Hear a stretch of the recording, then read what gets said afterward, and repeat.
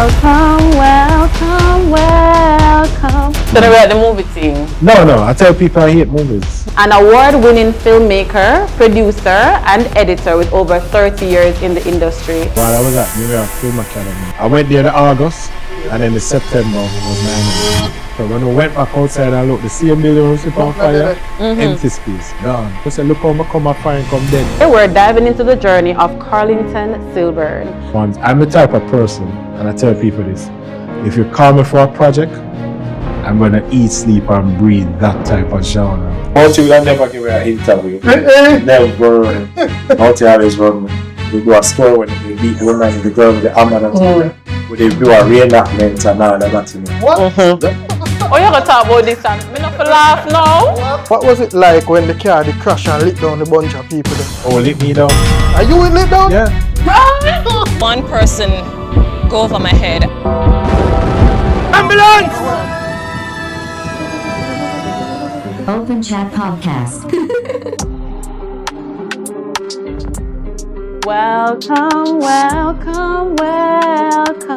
Welcome to another episode of Open Chat Podcast. And today we have a very special guest, an award-winning filmmaker, producer, and editor with over 30 years in the industry. Well, he's celebrating 30 years. He's worked on some of Jamaica's most recognized television productions, from the IT and Fancy Cat show to On Stage with Winford Williams, and has even made his mark internationally with projects like Wicked Style on BET. He was also the first local resident to win the Jamaican Film and Music Festival Award. Today, we're diving into the journey of Carlington Silburn, his early years, his rise in the industry, and his take on the state of film and television in Jamaica. So let's get into it. Welcome, Carlington. Thank you for having me. Welcome. I mean, I watch the show all the time, so it's nice to be here. And you guys are doing a pretty good job. Thank you very much. I love what you're bringing to the podcast industry, you know, nice positive vibration. Yeah, man, we're trying to be something different. Right. Good job. Thank you. But before we get into it, we have to bring God into it because it's a staple of our show. And the Bible verse for today is Philippians 4 verse 13. I can do all things through Christ who strengthens me. Which is right. We always are going to bring up this. God make we did this show, and we can't do anything without God, and that's why we involve God into this production. First and forefront of everything. With the power of God, we know we are going to be one of Jamaica's biggest podcasts. The biggest, period. As she said, the biggest. Number one. So we are going to get into the early years of Carlington. We want to know how he got into the space, what led him to be such a big person in this space, because trust me, some of the biggest productions that you guys will ever know about, trust me, Carlington is behind it. Right. Especially with childhood. Trust me, childhood was great. Having Royal Palm Estate, even though our parents are enough to watch it. Right, so I don't watch it. I have golden nuggets like people and them lizard and them shit. That was crazy. And I'm telling you. Snail and orange juice. All kind of things. But Carlington, let's take us back to your early years. How did you get into the film and television production space? All right, so they talk about the law of attraction. I never realized till a few years ago that I was practicing the law of attraction without knowing what it was. Wow. So as a teenager, I used to be in a performing arts group called Little People and Team Players Club. Yeah. So that's where I developed the musical, singing, dancing. We did all of these things and theatrical production. Right. So my goal at the time was to be a theater director. That's what I wanted to do, theater. I didn't know anything about production because we're talking about the early 90s at this time, right? Yeah. Right. Where it's not like now where you see production and shooting and things. So the space was being developed at the time? The space was not even existent. It was either JBC or CPTC, and then you have the other video production, media production companies that do the commercials and stuff like that. Yeah, Right. yeah. So a lot of people didn't even know what video production was at the time. So fortunately, while I was at Little People, a video production company by the name of VidQuip came to shoot one of our performances. So when I saw the setup with the cameras and the monitors and everything and looking at it, I was hooked right then and there, right? Oh. And after big up a guy named Mark Gentles, he was the owner for VidQuip, and his daughter was in Little People. So after seeing it now, I said to Mark, I'm fascinated by this and I want to learn it. I want to know more about it. Yeah.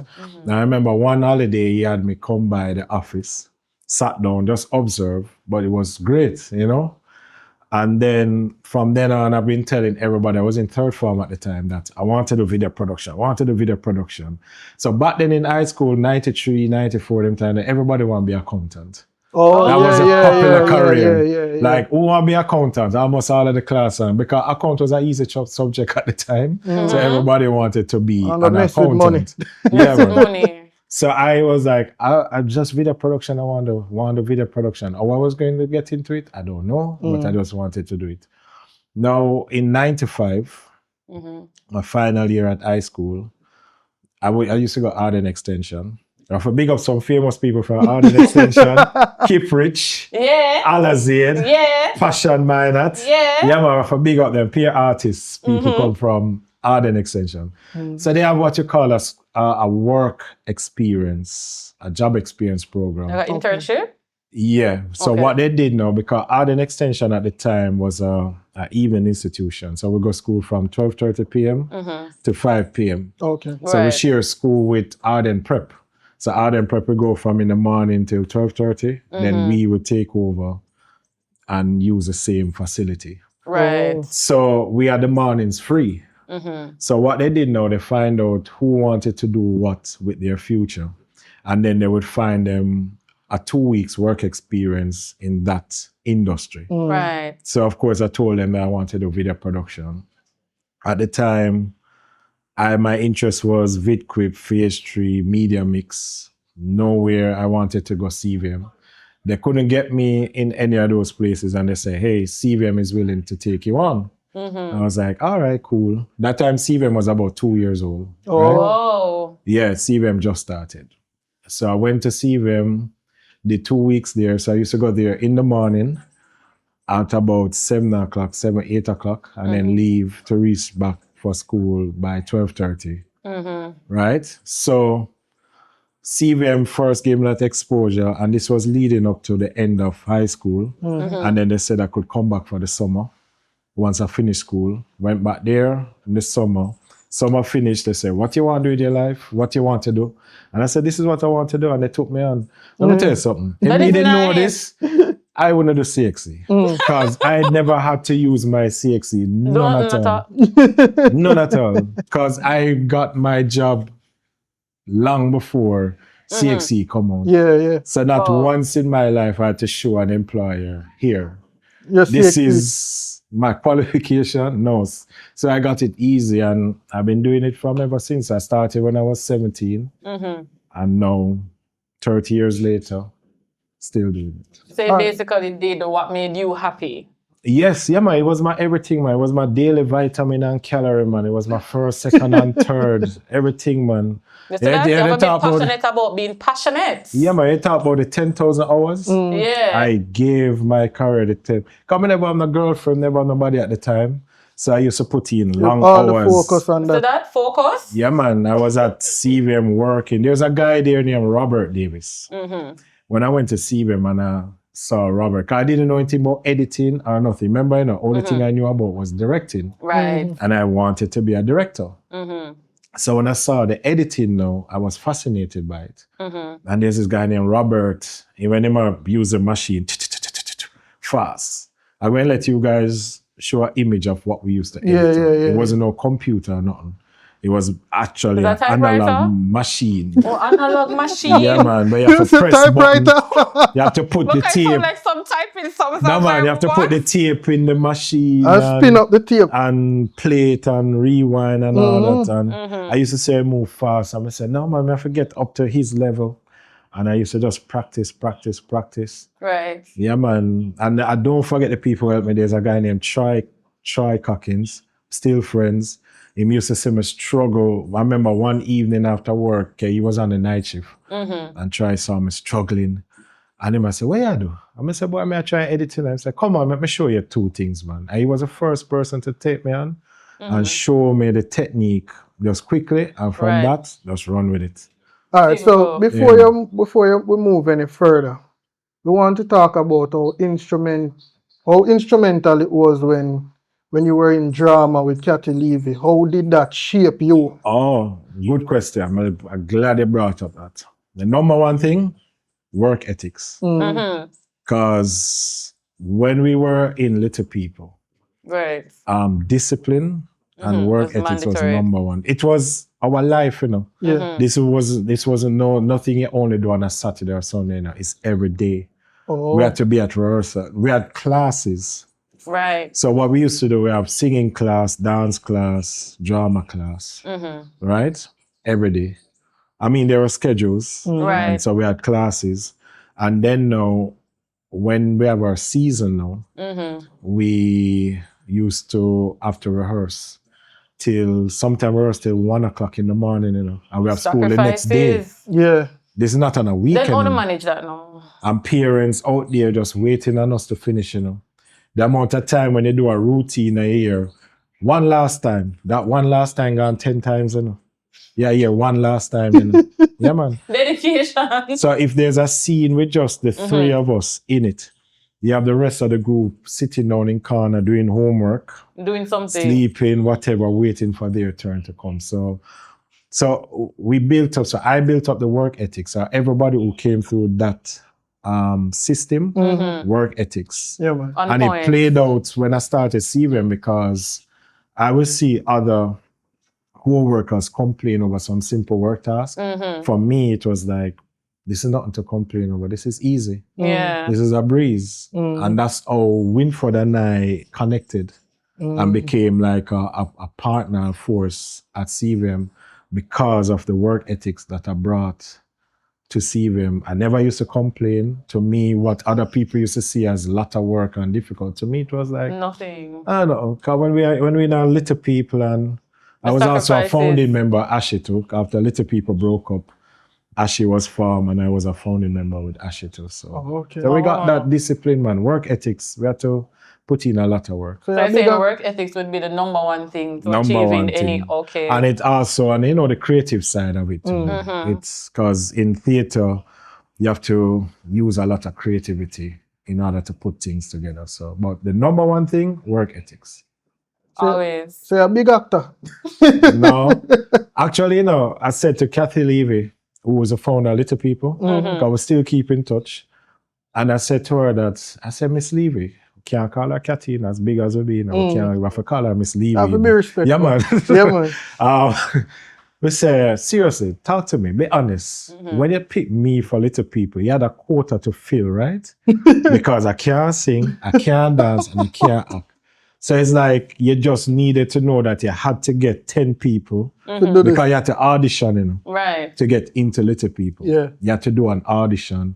So they give you a dance routine, a singing routine, a drama routine. You have to audition, right? And it was intense. Like when I tell you, you know, Little People, these kids where they were performing, you know, we were used to high school performances, right, which compare Little People and high school is like Premier League to schoolboy football. Whoa. So we were used to high school performance was like schoolboy football. Versus now when you went to Little People, the same kids, they were playing Premier League style. Like Broadway. Then what did you do? Exactly, Broadway. What did you do? Me not tell you some ask the lady how she put me in, man, because me never good at none of them. Me just say maybe it's a quota of them want to fill. Me ask her, and she said, "No man, you were good." Me said, "No, me not see." Good at what? Me not good at no. Me not good at no. Yeah, man. So maybe me was just one I quota them saying. Well, at least it was the foundation of making you know exactly what it is that you wanted to do. And it was the best years of my life, trust me. Little People was the best years of my life. It was good.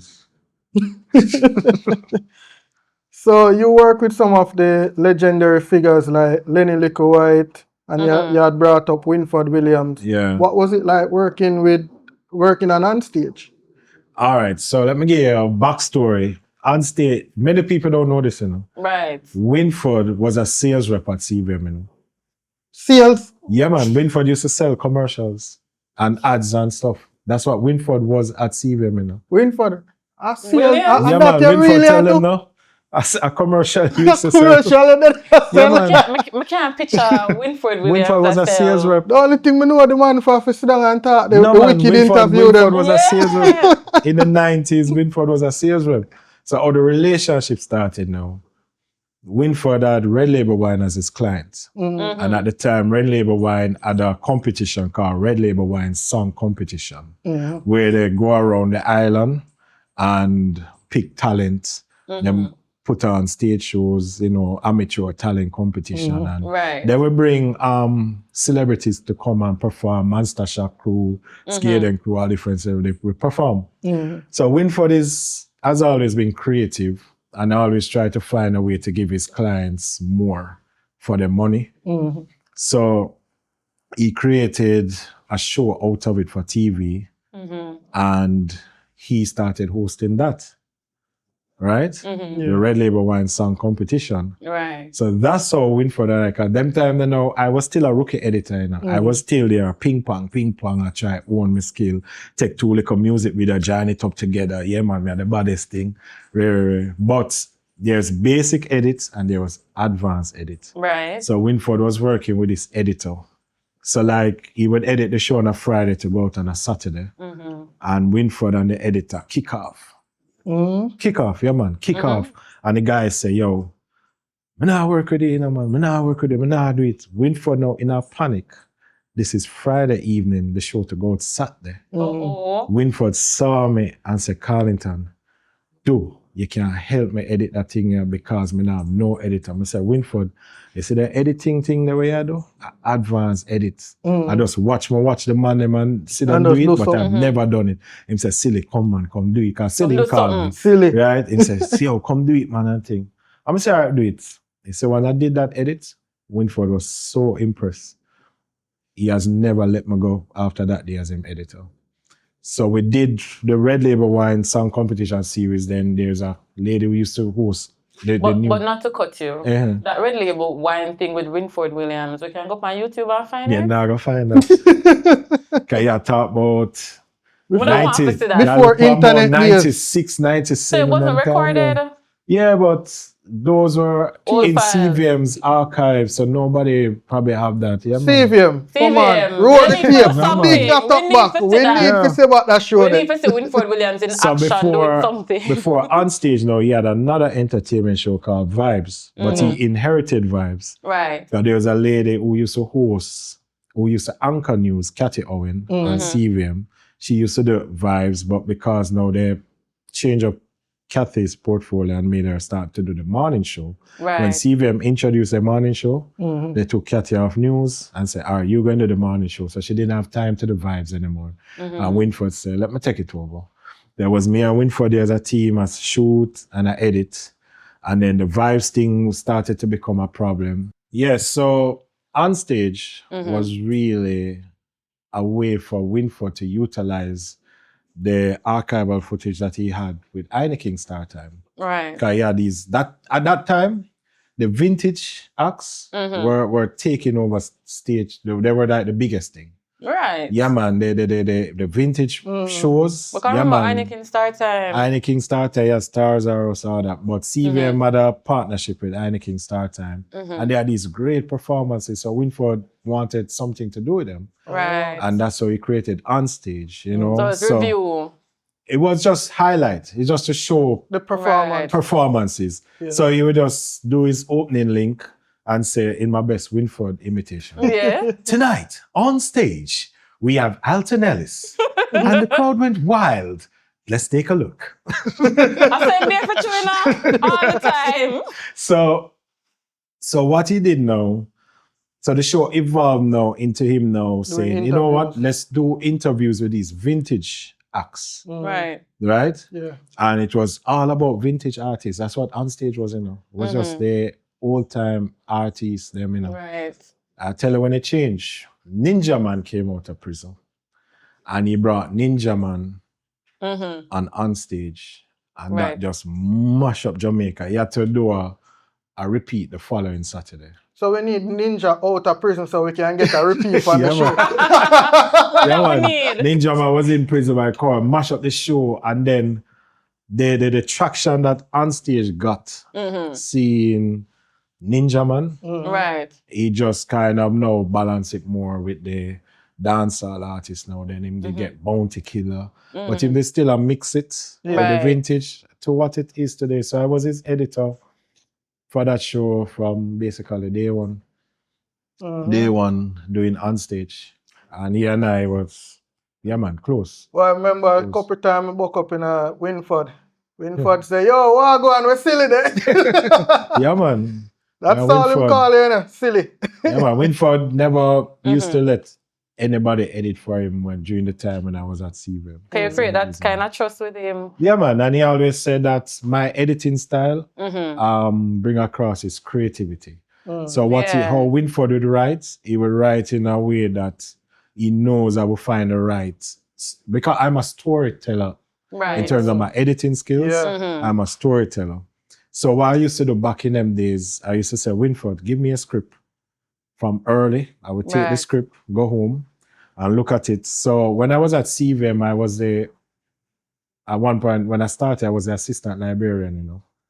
So I used to have to archive the tapes and stuff like that. Right. So I knew the music videos. I knew all the music videos. But you know everything. Yeah, man. I even was producing. I started producing my own show when I was 19 at CVM. What? Yeah, man. Video surfing was a music video show. And so I knew the musical library. Right. So when Winford would write a script, I said, Winford, give me the script. And I'll take it home and say, oh, you know, that Beanie Man song could go right there, so I can draw for that song, I draw for that. Yeah. So when I edit it now, when I come back to edit, I pull all of those tapes from the archive and start editing. So that's what I was known for and revered for with Winford, is my use of music to bring across a story. Yeah, right. man, we know that all too well. Yeah, man. So yeah, so that was it with on stage up until when I leave CVM. But you had mentioned that you were on Royal Palm Estates. Yes. Right? So tell us about that. So Lennon Little White saw my work at CVM. Lennon Little White, Media Mix, Royal Palm. He saw my work at CVM and he offered me a job. He was paying me more money. And I was like, yeah, good. But them time I'm a fine woman now, you know, so no money have to step up. Yeah, money have to spend. Yeah, man, money have to step up. So I went to Lenny Little White, and that was another new experience. Because when I was at CVM, I was working more in entertainment, news, current affairs, sports. Right. So now going to Media Mix, now I was doing drama. And Royal Palm, now I was production assistant when we were on shoot, when I was an editor. And what I want to let people know, when people ask, what do you do? I always tell them, first and foremost, I'm an editor. Every skill set, I pick up along the way. So even though I shoot, I direct, and I produce. You're doubling at everything. But I would tell people, first and foremost, I'm editor. an editor. Okay. Yeah, that's my first number one thing. So yeah, so I was on Royal Palm Estate with Lenny Little White, but there was something at Media Mix that was missing. It didn't have the excitement like CVM. Yeah. CVM had more people. Royal Palm Media Mix was a production house, less people. So the vibrancy that CVM brought wasn't there. Right. And I was young them time, I get bored easily. You want excitement. Yeah, man, I don't want the excitement. So I think I stayed at Media Mix for 1 year. And that's where I learned the computer editing now. Right. When I went to Media Mix, I learned the computer editing. But after 6 months to a year, I was really, really bored. You know, I was really bored. I was just tired of doing the same thing over and over again, repetition. Yeah. CVM, you never know what you will get. Right. It's always So it's something unpredictable new. and Yeah, man. spontaneous. Yeah. Back then, CVM was bubbling, man. In the early days, CVM Right. was bubbling with content, different type of Yeah, content. man, I remember CVM early Yeah, days. man. Yeah, we used to live on CVM. Yeah, Yeah, man. totally So- Like you have TV. the all of the different. Well, CVM was known for entertainment. Exactly. That's It was true. an That's entertainment true. channel. Yeah, man. And when I was young, entertainment was my love. Mm-hmm. You know, entertainment. But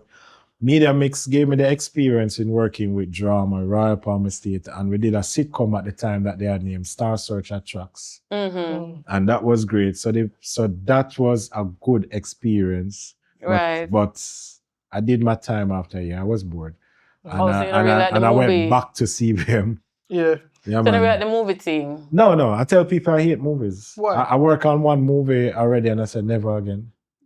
What? Because It's of the too boredom? slow. Yeah, too slow. You have to stop, set up that light over there. Actors have to get them lines and Yeah. you take 2 hours to shoot one scene right here. So and when the actors performing, if you now run the camera now they're not excited about set, you just stand up and look. Oh. You know what's that with upon Royal Palm Estate? Because the joy that Royal Palm Estate bring, whenever there are time where we take 2 weeks to go to Ochi. Because Right. the Great House is in St. Anne. So we used to take 2 weeks, go to Ochi and shoot off all the scenes down that side. Yeah, So we used to Right. stay in the hotels.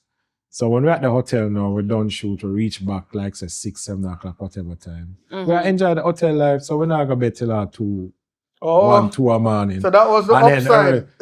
and then early now you have shoot. So when we the past set, enough time we drop a sleep for here. Oh, Actors them are performing here in the background. because the Then they repetition come and say, just "Who gets that?" so...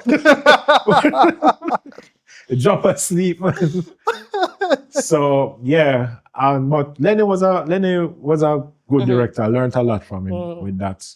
And then that's how he brought me on Golden Nuggets. Golden Nuggets. Yeah, so Golden Nuggets came. So as I say, I went back to CVM. Right. And in 2001, I did leave CVM, go to film school, spend a year, come back, CVM again. But before we go in and hold on. If you can mention Golden Nugget, I just have one question. Who come up with them ideas there? Lenny Littlewhite. Oh, Lenny Littlewhite. continue the question. So, Lenny. we're gonna ask Let the me just make question. it clear. My role on Golden Nuggets was second unit director, meaning that I was responsible for the reality Right. aspect of it and the editing. I was the editor, and on set, I capture the reality moment. So the confessions from the thing, and Golden Nugget was my first ever reality show, but I had a love for reality TV. And I wanted to do it. So when Lenny Littlewhite put out season 1, and I saw it, and I ran into him and I say, "Hey, I saw this Golden Nugget thing. I love the concept, but I think we can improve on it with never do a reality TV show ever in my life." And Was it then him say, exciting? "Yeah, man." He said, "All right, then when we do season 2, I'm gonna call you." And him link me for season 2 now. I'm the type of person, and I tell people this: if you call me for a project, I'm gonna eat, sleep, and breathe that type of genre of content. So you're just watching all of these So I things. was just watching straight competitive reality show because Right. I didn't know how they do the confessions.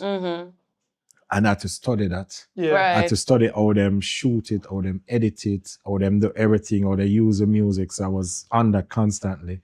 And there was this popular one on MTV called Real World Okay. that I used to watch a lot of. Right. And then I used to go on the computer to see how do they do the testimonials, stuff like that. And fortunately for me, and this was my saving grace, they had a transcription of the entire interview that they use for the confessions. For the show. Yeah. Right. But then I did record the episodes because I used to record these episodes There's a show on and watch MTV, them right? back. Yeah. Okay. And watch them back. And the one that I found was one of the episodes that I had recorded. So when I look at the transcript and look at what they edit, that's how I learn how to edit confessions. Oh. Because I see what they used. I see the entire interview, Yeah. the transcription, and I see what they use. And I say, oh, That's how they put it together. That's how they take out these bits and See? pieces. You have to be serious about what you want. Yeah, man, a research, man. And that's how Golden House, I did season 2 and season 3. Boy, Keisha, look focused though. No, because I'm really, you know, Yeah, it must man. stimulate my brain. Even when I did this reality show named Jam Speed, Adrenaline Rush, Yeah. it's a motor racing show. Now, I'm not a sports person. That was Me when not you had sport. flow. No, before. Before? Yeah, man. Okay. Jam Speed, Adrenaline Rush. Me don't know motor racing, I hate motor racing. No. So when they came to me say, hey, we're going to do a reality show of motor racing. I remember the cable channel I had at the time, the supply was Telstar. And they had a channel called Speed. Now, once I signed off to them and said, here what, I'm going to do this show, I started, my TV don't come off of Speed. And this is what I try to tell people a lot.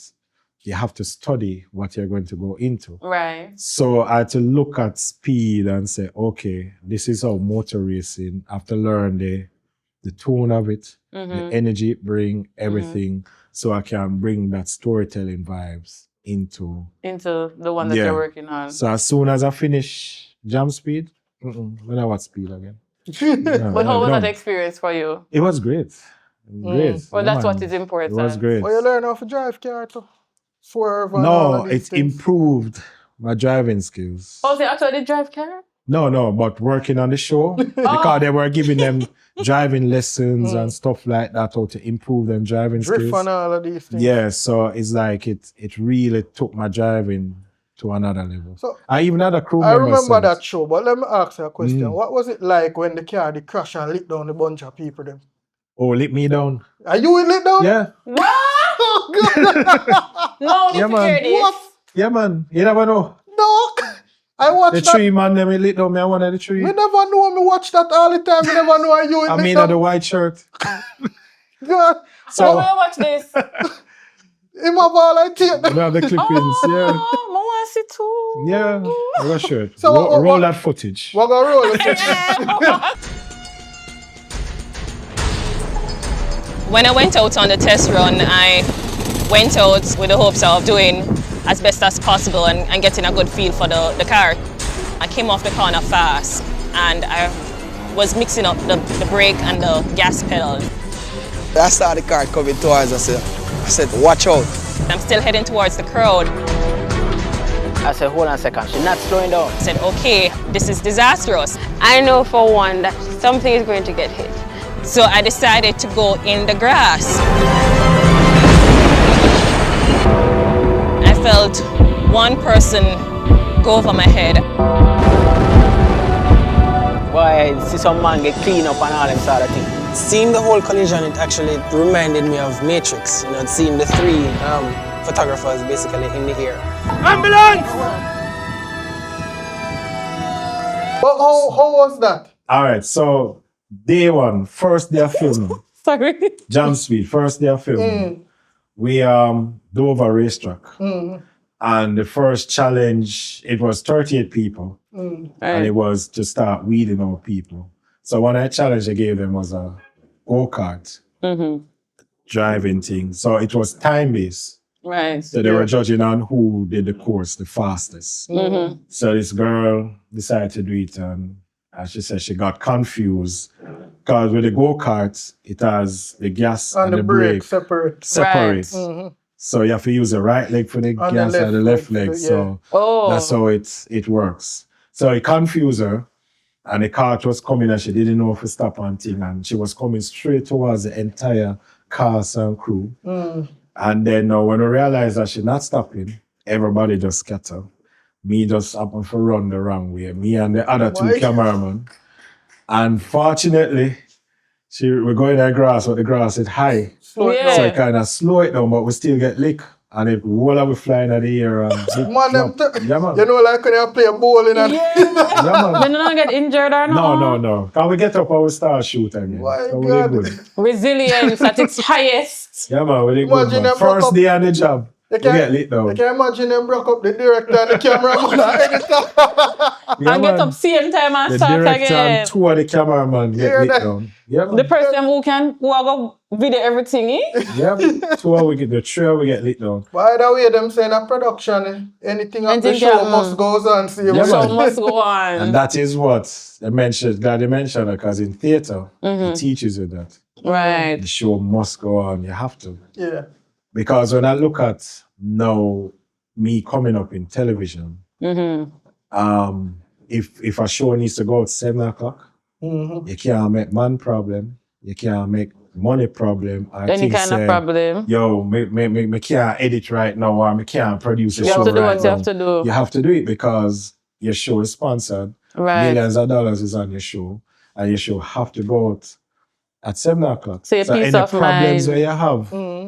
So your peace of mind is very important when it comes to you have to compartmentalize. Okay. And I like now where a YouTube now where you're there now and you edit your show and your man call you know and cuss you off. You say, damn it. I'm not send out the show right we now. Can do that, Chad? What?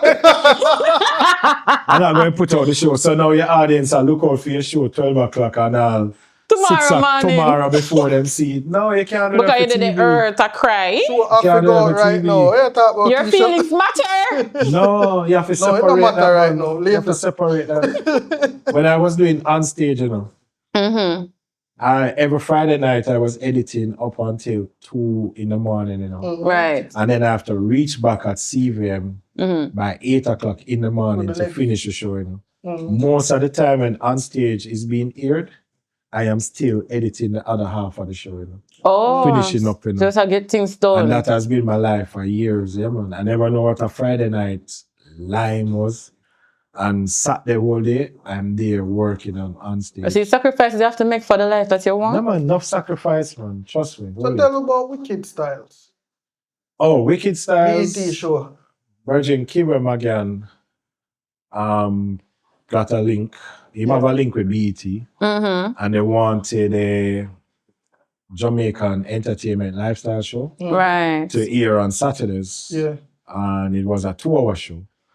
So Kibre now was somebody that I met when I used to do reality show for Saint International. Yeah. He was a model for Dwight Peters, Saint International. Oh. So that's how I met Kibre, and that's how I did kind of bring Kibre in television, production, kind of coaching. So he did always any project, just like Jam Speed. Kibre came to me with Jam Speed. Oh, okay.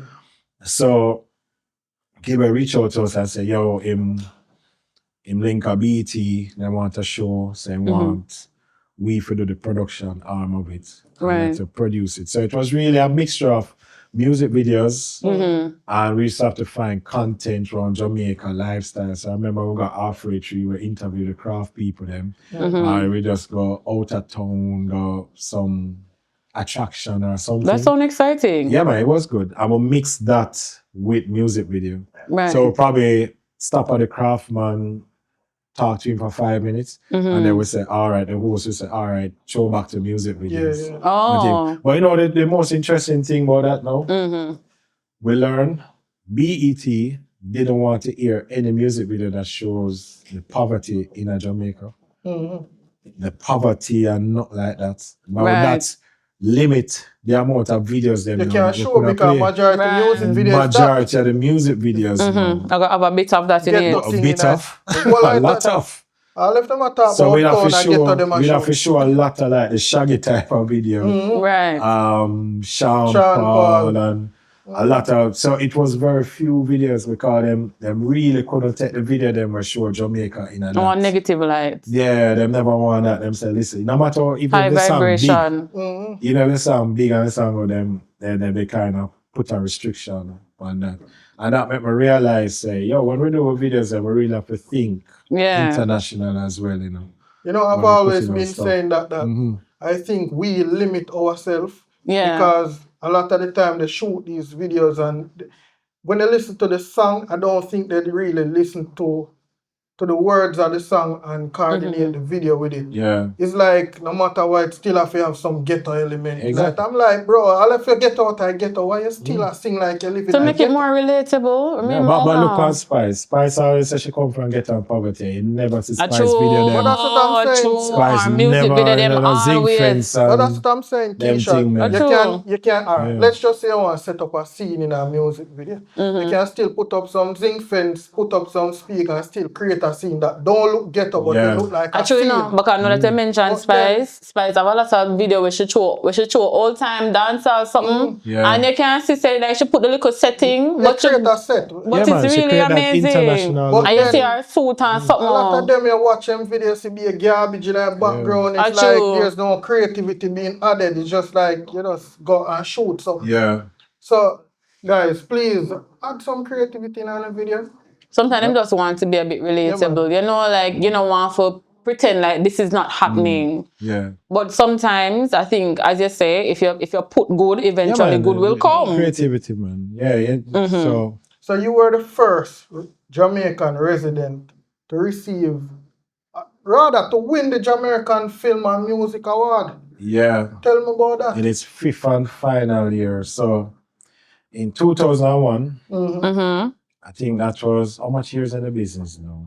I was my 6th year in the business. I decided to explore film school.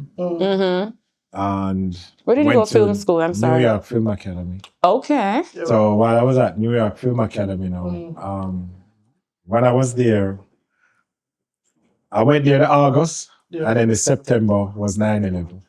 So I was actually in Manhattan when that whole thing happened. Actually see Building a drop? the building, now they see it fall and see it on fire.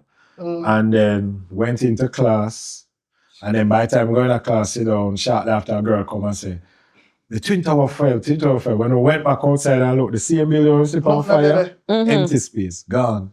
What? And then them say, yo, class suspend, everything done, right? How did you feel? No, man, I panic, man. Panic because you start a year, say, no, them are going to drop back gas on them. So I said, look how come a fire and come dead. That's a Right? big foreign when I think say not go on 1 this. month, less than 1 month. I know the thing about it too. That sounds scary. When I just reached New York, I reached there in August. School started in September.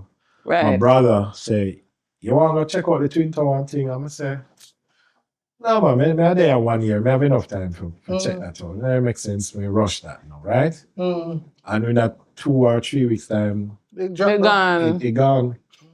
You know, you're the first person who I've ever met who can say that they were in the same place of that No, man, I 9/11 was- incident. I had to stay at one of the classmate house until the subway system opened up and thing, and he lived closer down to where the tower was. Right. So while we were walking to his apartment, we had see people covering a dust and the ambulance in my drive with dust and thing and all of that. And then my cousin now couldn't get in touch with me because, we never had a cell phone and them thing. So now they're worried. Pager and thing, and them worried and them a panic and them a watch it on the news because I lived in Long Island. Yeah. So from Long Island to Manhattan, where I was in Long Island, is a 40-minute train ride. So it was on my way to Manhattan, the whole incident happened. Oh, What? Yeah, man. So when I reached Manhattan, I walk me and people, I listen to radio, and I see panic I go on in a city. I said, try New York, this every minute something like that, man. I just keep it moving. Yeah, even when I saw the building on fire, I said, firing this, I'm so fix that. So I never paid I don't know no how mind. to feel about this. Because this time Weird. I never get the news. Yeah. Me just see the building on fire. And a lot of people didn't know what was happening. Oh. Yet, you hear them say, I remember clearly somebody was saying it's a small aircraft crash. And then we say, foreign, so fix that. Then And we just again, keep it two moving. big plane crash. Then they didn't know it was 2 big planes at the time. So, so we just waited out until them said the train station opened back. I think for about 1 month with the fret going into Manhattan, because if you don't know, when you leave Queens to go to Manhattan, the subway run underground. And it's under the Hudson River. Oh. And them It was under a river? Yeah, man, it runs under a river. which them America they is say so different. them are gonna bomb it. Oh my You hear God. stories say they might go bomb the subway and all that. I mean, I say, what if at the time when me in the subway, they go bomb this and the whole river come cave down from we Exactly. So yeah, so But that'll be more scary than the actual Twin Tower building. yeah, so that now triggered the documentary that I won my award for now. Oh. So because I did just go to New York, I was living with my cousins and I did miss home, I did think there a lot. So whenever I used to rush go home in the evening, there was a park, Union Square Park across from the school. Right. And they had a lot of candlelight vigils and stuff like that. And I used to just go there and hang out and I see guys playing music. Remember, I come from the arts, so there's something that attract me. Attractive, Them a right. play drum, them a thing. And I started connecting with these guys and we chill and talk and thing. Not knowing, till long after, that most of these guys are homeless. And they didn't look homeless. And regular people pass and talk to them and thing. Is one guy said to me, "How you feel hanging out with these homeless guys and thing?" But never look like me an idiot, you know. I said, "No man, they're cool, man." At that time, me first I know they're homeless. I said, "They're cool, man. Yeah, man, they're good." And I said, "What? They're homeless?" So when you know about homeless people at Jamaica, Yeah, man, them different look look. mad. Them look Different look. grimy. But the power of Jamaica was what helped me. Because when the fact that I was Jamaican, they Right. welcomed me in that space. Oh. And welcome. I used to hang out with them and we talk and I used to stay there. During that time at film school, they broke like dog, you know. So you say, I think you once tell me say you used to sleep outdoor kind No, of. man, no, I did sleep. When I did the documentary with them, the final night of filming, I did sleep out there. Oh, with you them. sleep out there with Yeah, them? man. But, so how the filming start now is that I had every week, the film school, they used to make you shoot something. You have to shoot something every minute. Right. And then this time now they said, because we had to shoot on 16mm film, and then them bring us up to an era. And then they say, all right, video time now. I'm saying, yes, thank God. Video now. And them say, all right, for the final project, for the end of that term, you know, we can shoot something up to 15 minutes long. Right. And then I say, you know what, man, I document these guys' story. And I asked them, and they say, yeah, man, sure, no problem. That's so nice and thoughtful. And I document the story. So at the time when I was film school, I said, never have no money. Never have no money. It did rough, one of the roughest times financially. They had to beg money for me to get a train to go home sometimes. Because how the train system set up is that peak hours and off-peak hours. So peak hours tickets more expensive. Right. So me have to wait till off-peak. Right? So peak hours at the time was $7 or $8. Off-peak was $4. But off-peak I started 9 o'clock. Oh. Right? But wait. That's a major You difference. said something crucial. Yeah. And the man them homeless are beg for you if you make you go home? Yeah, man. Them one, yeah, man. Yeah, you not like this. Yeah, man. Yeah, one time I sit down there, man. I said, "I want to go home," and I remember a guy named Dan, one white guy. And he come to me and said, hey, Carl, here's $3. Yeah, man. I asked some people some money. So they can't see me. Yeah, man. I used to eat what them eat. So when people pass and give them food, we used to eat. But they can survive anywhere then, no, man. Anywhere, man. Eat that. In the nights, they have a restaurant where when it closes at like about 11 or so. Yeah. Them used to go and give somebody who work there $3 or so. And then come back with one whole heap of food and we just sit down and eat it. Nice food, you know. Now that I look on it the other day, I say, I wonder if I people there left over food. Probably not. But I'm here to them always want that shit where yeah, man, I wonder and if get a little change the fee. food where people them send back. They give a fee. But boy, we eat some good food. We get sushi, crab legs, some nice food. But we could not live life, man. Crab legs. But did you keep contact with any of those people after? So what had happened when I finished filming, it was in the winter. It was in November, late November. Right. The winter got really harsh. We were on school break, winter break. So I never go in the city until it was time to present a thing. Yeah. And only one guy who was part of the documentary came for the viewing. And then after that, because the winter got so harsh, everybody just... Yeah. And I didn't Just see them separate. again. Didn't see them again. Oh. Yeah, You man. see, you don't need nothing to be good, So you know. after doing that documentary, you know, when I came back in 2002, I entered it in the 2003 Jamaican Film Festival, which was created by Shirley Ralph. Right. And that was in its 5th year. And I entered it, and it won Best Documentary Short. Do you still have that documentary? Yeah, man. Still have it. It's on YouTube. Really? Yeah, At least we can Cold find the Ground. one there? Cold Ground, Life in the Streets. It's on I'll YouTube. watch it. Yeah, man. It sounds interesting. So those guys, they looked out for me. The camera that I had at the time was in a case, really heavy case. And they would say, if I have to go across the school or go somewhere, Right. can't walk up and go with it. So I just leave it to them and tell them to watch it. What? Yeah, man. And then watch it, come back, everything. If they have somewhere to go, them clothes and stuff, not to watch it because the park rangers will come and take them away and dash them. But we had a good relationship. That's really nice. Yeah, man, good relationship.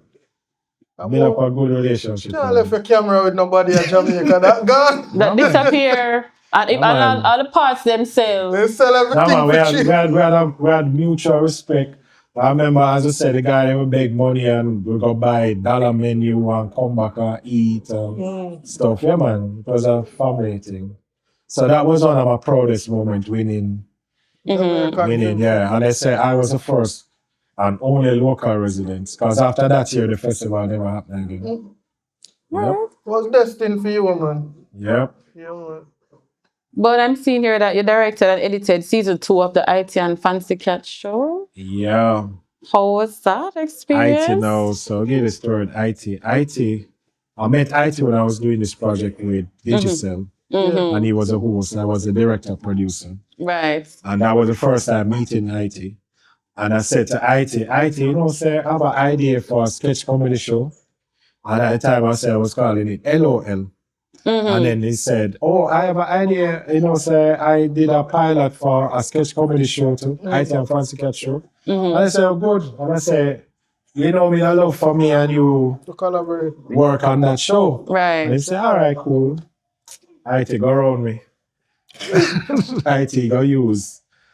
Well, he used a production team that he was comfortable with because that production team used to shoot all of his commercials and stuff. Right. They might not know me from nowhere. So he used them. So the show didn't come out the way that he envisioned and wanted. And he remember based on the thought that he and I were having. But we still kept in touch. Called him, I gave him my criticism on the show. And him said, all right, Carlington, season 2, you know, me and you ever work together. And then what we did based on what season 1 was, we just pop all of the idea, restructure it, and say, IT, and this is how it's going to look like. Because one of the things he used to have in it is interview with artists. And I remember saying, IT, you have to go dash with that in. He must say, no man, we have to keep the artist interview, man. I said, IT. It's a comedy show. Is that same thing? Yeah, I say, IT is a comedy show. Remember the part there. Because a lot of people don't know season the first one. Oh, season 1 went under the radar. Really? Yeah, man. Nobody knows season 1. So that's why that was a turning point for the show then. Yeah, man. So I remember IT fight to keep that. I'm saying, IT, the only reason why you're keeping this is because you're insecure. You think that artists will bring the viewership. Right. They say, remember them have on stage, them have them have them platform already. You know. People are come to your show for laugh. For you. But them funny by themselves. Yeah, man. The IT wanted to keep the special guests. Right. I was saying, no IT. If you look at the structure of a sketch comedy, you don't need that. You know? And reluctantly say, I could do it. Because me and he's a comedian. He's a comedian, yeah. I'm saying to believe in himself, man. And I can do it. And so the format that you see now wasn't the format that was in season. Right. So we reshape it and structure it up to what it is today. So I did one season, which was season 2. And then I left to pursue my own project, Right. It's my because I always wanted to do my own project. And every time there's an entertainment show, I always wanted to do called EMIX. But every time I wanted to do my project, Something has come up. Right. And I signed a side track. So I left to pursue EMIX. And then now in 2016, I went back on the IT and Fancy Cat show and I did the last 2 seasons, Right. 9 and 10. Which is what I worked on. Yeah, and chat came on. But as you say, different people cannot work on different programs. Right. So as you say, you can't have like, not necessarily different people cannot, but if you specialize in something, don't mean you can work on another program. Right. And as you said, for his show, he used artists on it, and for that, he never needed that. No. Yeah. Because And nobody did it for telling. the truth is, me never see that. Yeah. But come on, IT and Fancy Cat as IT and Fancy Cat, and them funny by themselves. The interview, the angel on that show, in the interview, Tessa and she performed. They did it at Carlos Cafe. Yeah, man, Carlos Cafe was where we used to shoot those live. When I remember that though. Yeah, man. But you know, it's about different people work on different things. And one of the things I pride myself with, Right. when I think about all who I've known, who is now in the industry, and I look at what they have done, I can say I'm the only person in Jamaica, possibly the Caribbean, but let's keep it Jamaica, All right. that has worked on every single genre facet of television that exists. That exists. Every genre. You name it, I've worked on. And it seems we done well on all of them. And that's my superpower. Is to take people's show, look at the weaknesses, and fix it and tweak it. Right. Did that with Golden Nuggets. Season 1 was weak. And fix it for season 2. And I brought my creative skills as an editor and a director. Right. Shows to make it happen. Because as I said earlier in the interview, I become a student of the genre I'm going to attack. So I learned everything about it. So in order to master anything, you have to be a student first. Student. If you go in a doctor office or a house of a doctor, you got to pay medical books. Yeah. That's You true. go in our lawyer office, you got to pay law books. Right. So in our industry, we don't really have books for the creative side. But guess what? We have the TV. We Yeah. have the cable. And we have Right. comparisons can make. Yeah, we have different cable channels that specialize in different genres of film.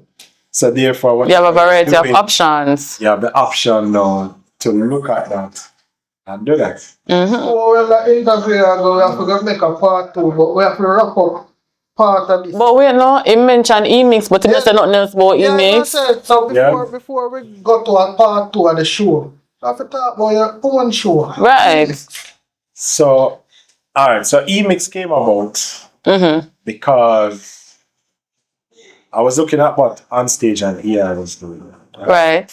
Now, There are no I look at international way of doing stuff. And I said to people that if you look at my work, the entertainment value of it is I try to keep it on par with international standard. Right. Yeah, the technical part or the production part because we don't have that money. Right? We don't have the millions of dollars in terms of the equipment and crew. Right. My Yeah, the output, story. Yeah. my output in terms of the story and entertainment is supposed to be on par of that, of what I see on the international stage. Right. Now, when I was looking at the entertainment programs out here, I wasn't seeing that of E-News Daily, Entertainment Tonight, all of these shows, right? Right. They were mostly covering stage shows and an artist interview. And I'm like, but there's so many stories out here. When we look at Star and thing, you're seeing entertainment stories. You go on these sites like Urban Islands and you hear, oh, this story, this happening with the artists and stuff, and they are never yet presented. Now, I say I want an entertainment show that doesn't focus on reviewing station. Oh. Tell stories what is happening in the entertainment Industry, right. right? And that's how EMIX came about. When we were doing EMIX was a half-hour show. Mm-hmm. And packed in that half-hour show, we had up to 12 stories average. And where do that now? We just keep it moving, quick 2 to 3 minutes, bam, bam, bam, bam, bam. Okay. So we started doing behind the scenes music videos. Mm-hmm. I was the only one that was doing stories on the theatre industry. Right. Go to the theatre and the reviews. Mm-hmm. Theatre. Yeah. I said theatre was being overlooked. Yeah. And I said, but the theatre industry is there, so why it have to be stage shows and stuff? Yeah. I remember while we're doing EMIX, we didn't get to go to Sunfest. But Sunfest is that thing where every media house clamor for God. Yeah. But Sunfest come at a cost if you don't have a sponsor. Yeah. You have to go hotel for stay down, Mm-hmm. food, all of that. If you're going. So EMIX was new, didn't have a sponsor. Right. I would say, here what? The PR company for Sunfest would send us highlight reel of each night. Oh. We just take the highlight reels and we just do a quick story, boom, boom, boom, boom, keep it moving. But our stories never focused on stage shows. Yeah. And a lot of people, they love EMIX because of that, because they were seeing stuff. Something different. See Right. entertainment industry. Mm-hmm. You know, they were seeing all these things. I remember, I think Monty did that kind of feelings with EMIX, you know, because when they do a story when they meet the woman in the girl with the hammer and when they do a reenactment and all that thing. What? Oh, you're gonna talk about this time. Me not for laugh now. What? Yeah, man, we do a reenactment. I remember we were doing the stories. Yeah, man, we were doing the story about the hammer beating. And I remember we couldn't use a visual person, so we just get a bright light to shine a silhouette on the wall. Yeah. And have the person like what's up. Slam the hammer. You have a footage of that? It's on tape. We're gonna get No one knows about you. we go EMIX go about it, we'll never give her an interview. Never. Not always run. But we just come different with stories and tell the stories them differently. So that's what EMIX was about. And that's how I met Debbie Bissoon. Oh. Debbie Bissoon came to do an audition. And Debbie was like, she wasn't good on camera then because she was still in UWI. Yeah. And she has never done television. She has never done television. Her passion was radio. Yeah. When Debbie came now, and she did the audition. I was like, not so good enough, but guess what? You have a nice voice. Yeah. She said, yeah, I love radio. No, TV's not my thing. I love radio. And I said, ew, your voice is so nice. Nice. I'm talking now. Your voice is so nice. Noise. I'm going to reach out to you when any voicing will come up. Right. And a few weeks after that, Digicel, I used to do work with Digicel at the time, and this Digicel Strike It Rich competition, we're writing a weekly feature for them. And I know that. Debbie, I said, Debbie, I have this project for you, do it. And she called me and she was so green, she didn't know what to do. And like a 1 minute script, they would take like 2 hours to voice it. Really? She was flat. She was nervous. She was nervous, she was flat, she never know to use her voice. So the difference is she had the sound. Yeah. But she didn't know to use the voice. So your teacher We had to, we had to train. But I like the fact that you guys believed in her because you say it's 1 minute and 2 hours. Yeah, and I paid Debbie the same market rate and the time competitive. And like, but they shot her and said, yeah, I know baby, man, what a grand. And that helped her to be more confident. Debbie said that did help her buy a laptop. So you pick up Debbie and send her a road. Well, get a chance to go a road. You are to build up the confidence. Yeah. And look where she's at now. Yeah, because now she look like a professional, very vibrant, very out there. Debbie know if you do a script, Debbie know, boom, boom, one take. Yeah. Debbie, remember, you should take 1 hour for voice. Practice makes improvement. And then Debbie now eventually became a producer for EMIX. Oh. EMIX did came on in 2010. Mm-hmm. And then we came off here and then we went back on in 2012. Mm-hmm. And then that's when Debbie came on as a producer and she wrote scripts and voiceover as well. And the difference with EMIX, what I tried to bring to for that, I was the first person to have 2 hosts for an entertainment show. Before Intense. Because when EMIX was on, I had a male host and a female host. Remember I tell you we are using foreign stuff. Yeah. That time, like more internationally accepted. Peter. Yeah. So You remember her, Pepito. At the time. Mm-hmm. So I had 2 hosts, the male and the female. And then when Pepita left, Intense now had 2 hosts. Mm-hmm. So I started the whole 2 host thing. And then, as I said, Debbie came on and I think that worked well. The 2 of them worked well together. Yeah. Even the host in season 2, Shellan, Mama Shell. Mm-hmm. Shellan never know to host. I had to get Shellan ready in 2 days. To host the show. Because the host I originally had, I was working with for months, getting her ready. By the time I started filming her, diva attitude, I said, all right, can I work with you? But now I'm going to use it for the next episode. So somebody link up with Shellan. It's a Shellan had 1 weekend. Shellan never did this thing before. And I said, Shellan, come, we're going to get you ready. And that's what I think I always to get people ready. Yeah. TV. And Shellan went on and Shellan was great. What I like the most about it is that you allow people to look within for their own strengths. Yeah. You actually tell them, believe in yourself, they can do this. Yeah. Have a nice voice. Yeah, you did. Again, the time is? The time is...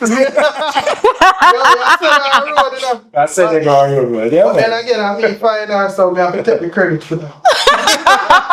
Sometimes you just see something in somebody and know, so them have the talent. Yeah. And you know the funny thing? I was telling earlier, from high school, persons always tell me that you don't do well with media, so... Yeah, man. I guess probably I need to pursue this career, you know?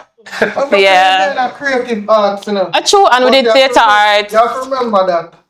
I realize life takes some turns. Yeah, some twists and turns. You start out in something you never think about you would be in it. And then several years down the line, you find yourself in it, but you never ever look back and realize it. But I hear somebody start out from it. But you know, to be honest, when I was going to high school, when I did theatre arts, it was supposed to help me to build my confidence. Because I always like media and all of that. And most of my friends really, them in a media and somewhere or another. And when I started theatre arts, I wanted to help build my confidence. And we had a teacher named Miss Nicole Williams. She not play with people. You understand? And it was an amazing experience. It has helped me to eventually learn to enunciate and be more outspoken. But as you said, sometimes you leave school and pursue different things, and I just didn't picture myself doing media until I know my little friend here. You used to tell me, so you want you used to tell me I want to do public speaking. Yeah, I always wanted to do public speaking, but I know a girl shy,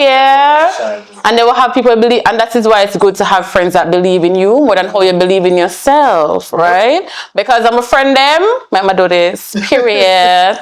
Good job. Thank you.